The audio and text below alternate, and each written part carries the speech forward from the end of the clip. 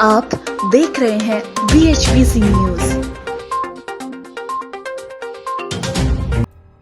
Myanmar में 1 फरवरी को हुई सैन्य तख्तापलट के खिलाफ चल रहे प्रदर्शनों में मरने वाले लोकतंत्र समर्थकों की संख्या 500 से अधिक हो गई है। एक निगरानी समूह ने मंगलवार को बताया कि सोमवार को सुरक्षा बलों के हाथों 14 अन्य लोगों की जान चली गई। कई रिपोर्ट्स में ये भी सामने आया है कि जब प्रदर्शनकारियों का अंतिम संस्कार किया जा रहा था तो सेना ने उसमें भी दखल देने की कोशिश की और सेना ने ओपन फायरिंग के साथ ही ग्रेनेड्स भी फेंके थे। हालांकि इस दौरान किसी के हताहत होने की खबर नहीं है। वहीं सेना के हिंसक एक्शन के बावजूद म्यांमार में प्रदर्शनकारियों का विरोध प्रदर्शन का सिलसिला थमा नहीं है। इस बीच अमेरिका ने म्यांमार के साथ व्यापार समझौते को रद्द कर दिया है। अमेरिका ने म्यांमार के साथ व्यापार समझौतों को निलंबित करते हुए कहा है कि जब तक देश में लोकतांत्रिक सरकार बहाल नहीं होती तब तक समझौतों पर रोक रहेगी। साथ ही यूरोपीय संघ और कनाडा पहले ही म्यांमार के सैन्य जनरलों पर प्रतिबंध लगा चुके हैं। अब देश में लोकतंत्र समर्थक नागरिक सड़कों पर कूड़ा फेंककर सविनय अवज्ञा आंदोलन चला रहे हैं। म्यांमार में बिगड़ते हालात विश्व बिरादरी को चिंतित कर रहे हैं।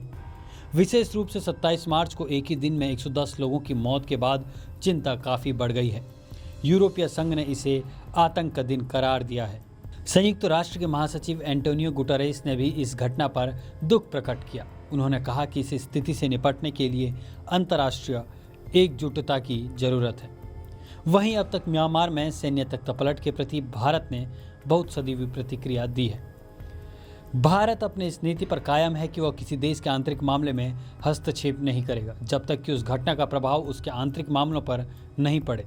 हालांकि आंग सान सू की रिहाई और म्यांमार में अपने हितों को लेकर भी उसकी चिंता कायम है। भारत की यह चिंता लाजमी है क्योंकि भारत दुनिया का सबसे बड़ा लोकतंत्र है। उसके लोकतांत्रिक मूल्यों में अपार आस्था भी है। भारत म्यांमार को लेकर दोहरी समस्या से जूझ रहा है। म्यांमार में सैन्य के खौफ से लोग पलायन कर रहे हैं। ऐसे में भारत पूरी घटना पर पैनी नज़र बनाए हुए हैं। लेकिन सेना के तख्तापलट के बाद से म्यांमार के आंतरिक हालात तो खराब हुए ही हैं, लेकिन भारत और म्यांमार के साझा कालाडाउन प्रोजेक्ट को लेकर सवाल खड़े होने लगे हैं। भारत के लिए कालाडाउन प्रोजेक्ट इसलिए भी बेहद महत्वपूर्ण है क्योंकि ये भारत की एक्ट ईस्ट पॉलिसी का हिस्सा है। म्यांमार के रास्ते भारत दक्षिण पूर्वी देशों तक सड़क मार्ग के रास्ते पहुंचना चाहता है। यही वजह है कि जोरिन पुई और कालाडाउन प्रोजेक्ट को gateway of south east Asia कहा जाता है। सामरिक महत्व और उत्तर पूर्व के कई राज्यों और कनेक्टिविटी के साथ साथ कालाडाउन प्रोजेक्ट भारत के लिए म्यांमार में चीन के बढ़ते दबदबे का काउंटर करना भी है।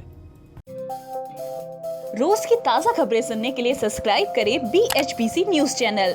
साथ ही रोज के नोटिफिकेशन जानने के लिए दबाएं बेल आइकन। साथ ही हमें अपनी राय देने के लिए हमारी वीडियो पर कमेंट करके बताएं और वीडियोस को लाइक और शेयर करना बिल्कुल ना भूलें।